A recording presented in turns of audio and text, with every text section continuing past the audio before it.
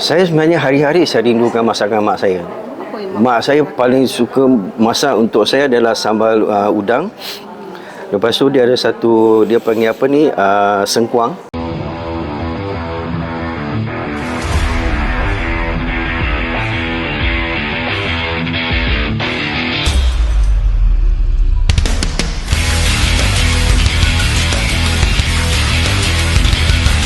Saya sebenarnya tak nak share saya punya kesedihan pada semua orang. Biarlah saya sendiri yang simpan kesedihan itu. Cuma saya yang paling saya rindu adalah saya tak dapat jumpa mak saya masa mak saya meninggal. Sebab saya dekat KL, mak saya kena dekat Taiping. Dan saya pun sebenarnya tak tahu mak saya meninggal.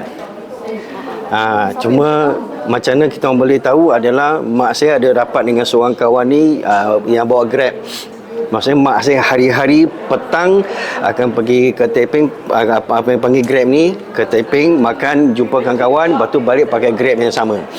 So dah biasa pakai dia, dan dia pun kawan baik mendiang, dan dia pun rapat dengan mak saya. So setiap hari lah, memang tak pernah miss. Setiap hari mak saya kalau petang pukul 3 mak saya akan keluar ke Taiping, jumpa kawan, minum-minum, lepas tu pukul 6 balik dengan Grab yang sama. Jadi pada satu hari tu, hari Khamis dia call mak saya. Sebab setiap hari mak saya yang akan call dia untuk datang pick up dia. Hari tu dia tak call. Jadi dia pun pergi rumah, dia call tak jawab. Besok hari Jumaat dia datang balik, call tak jawab. Saya pun call. Saya sebenarnya seminggu sebelum tu saya dah jumpa mak saya. Saya dah bawa mak mentua saya, isteri saya semua jumpa mak saya. Sihat lagi. Tak ada apa-apa tanda pun dia tak sihat ke apa, semua tak ada. Macam biasa. Saya pun balik ke sampai ke hari yang kedua tu saya dah rasa tak selesa. Jadi hari Rabu saya call mak saya tak masuk. Hari Khamis saya call mak saya pun tak mau. Dia bukan tak masuk, yang handphone tak ada, tak on. Bateri habis. So hari Jumaat itu pula kawan yang bawa Grab ni call adik saya yang Islam ni. Dia cakap, Syah, nak minta izin nak masuk rumah kau ni, sebab saya dah 2-3 hari call mak tak jawab. So adik saya ni okey lah, bagi izin lah. Dia pun panjat pagar, sliding door, macam mana dia buka saya tak tahu. Masuk tengok mak saya dah tak ada dah keras lah. Maksud ikutkan hari Jumaat tu dia dah meninggal lah.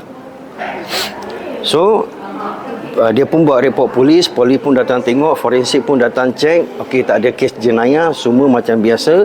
Bawa mayat pergi hospital.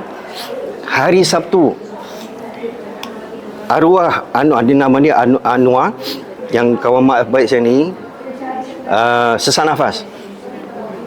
Masuk hospital yang sama, dan doktor kata kena bagi dia tidur. Besok dia meninggal.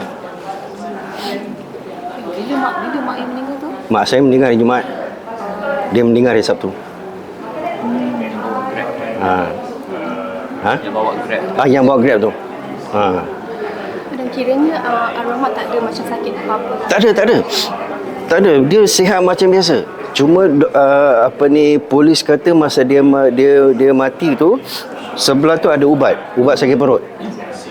Maksudnya mak saya baru pergi toilet, sampai duduk kat atas katil, terus rebah.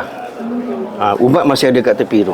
Ubat sakit perut je pun. Ini tahun pertama lah, tak sambut Tahun pertama. Ya. Kali kedua lah. First mendiang bapa saya. Ini kedua mak saya lah. Umur mak ni berapa? 84. Mungkin ada masakan mak masa tahun baru Cina yang masa rindu nak makan. Saya sebenarnya hari-hari saya rindukan masakan mak saya. Apa yang Mak saya paling suka masak untuk saya adalah sambal udang. Lepas tu dia ada satu, dia panggil apa ni, sengkuang. Sengkuang mak saya masak, dia potong halus-halus. Biasa saya yang potong halus-halus. Dia masak macam sup, tapi dia bukan sup. Dia makan dengan sambal belacan yang ditumbuk, dengan sayur salad. Letak sengkuang, letak sambal, gulung-gulung, makan. Itu yang selalu kalau saya balik, mak saya mesti masak dua lauk ini ya. Semua macam itulah mesej yang saya nak bawa ialah walaupun saya ni berlainan agama dengan keluarga saya, dan keluarga saya tak pernah menolak saya dan terima saya dengan hati yang terbuka. Saya sebagai anak, saya tak boleh pisahkan silaturahim saya dengan keluarga saya. Saya tetap balik Chinese New Year, tapi saya tidak membuat apa ni ritual dekat rumah. Macam dia sambut raya, malam sambut raya tu saya tak buat. Walaupun saya ada kat situ, tapi saya tak sambut. Saya cuma makan bila makan besar. Tapi mak saya pun dah tahu dah, selama ni saya Islam, bila makan besar dia tak ada balik bayar. Akan masak ikan, udang, ketam, sayur-sayuran, itu yang dia akan masak pun. So alhamdulillah, mak saya pun terima saya dengan ni. Cuma tahun ini saya tak boleh sambut Chinese New Year sebab mak saya baru meninggal, tak sampai 2 bulan. Saya untuk menghormati keluarga saya tak boleh sambut dan tak boleh pakai baju yang terang-terang lah. Bukan orang kata percaya pada ritual yang ni. Saya cuma nak meraihkan je, nak jaga hati keluarga saya. Lebih nak menghormati juga kan? Ya. So, tak ada sambutan tahun baru Cina lah. Tak ada, tahun ini tak ada. Baru meninggal. Itu bagi menghormati agama ke memang adik-beradik abang yang tak sambut? Semua tak sambut. Adik-beradik saya, abang-abang semua memang tak boleh sambut. Maksudnya memang agama juga? Memang agama. Cuma saya menghormatilah keluarga adik-beradik saya. Itulah. Bila kita berniaga, Cina dia mesti cakap ini mesti ada babi lah, bila tak ada halal lah. So sebenarnya kita dalam Kopi Hut memang tengah mohon sijil halal. So saya nak sampaikan mesej ni dekat luar. Bila kita berniaga, tak usahlah kita nak bersangka buruk dekat orang berniaga dulu. Kita kena husnuzon dan fikirlah yang baik-baik. Jadi bila cerita ni keluar, skrip siap, alhamdulillah saya buat skrip dan kita ubahlah masa dekat location. Apa yang kita patut ubah, kita ubah. So bukan saya seorang je yang direct. Saya ada partner saya iaitu Olin, bersama dengan saya. Sebab teknikal lebih pada dia, jalan cerita lebih pada saya. So bila kita dekat set, kita sama-sama bincang apa kita nak buat, angle apa kita nak buat, scene apa kita nak buat. Pemilihan pelakon memang awak juga yang decide? Ya, saya. So senang tak sambil berlakon, sambil mengarah?